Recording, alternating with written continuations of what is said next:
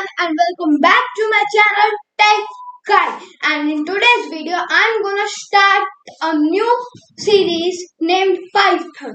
In this series we will learn about Python, how to install, what are its uses and how to work on it. By the way, Python is a programming language like Java and C++, and we can make many games, codes and etc.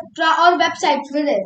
So please subscribe to my channel if you want to get notification of this series.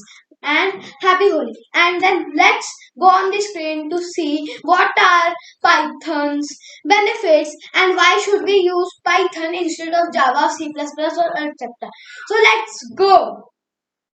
So here we are on a screen Python. What is actually Python? Python is a programming language. It was made by Gero van Rossum. It was released on February 20, 1991. This is not a snake, instead, it's a programming language. It is named Python because the creator loved the show named Python. That's why he named this programming language Python. Why Python? Why should we use Python, not Java, C++? Python is a very simple language. The people who know Java are also shifting to Python. It uses less lines of code for large product. The code are easy to remember. Like there are many like codes like while loop and for loop, which help us to reduce the number of code and help a lot.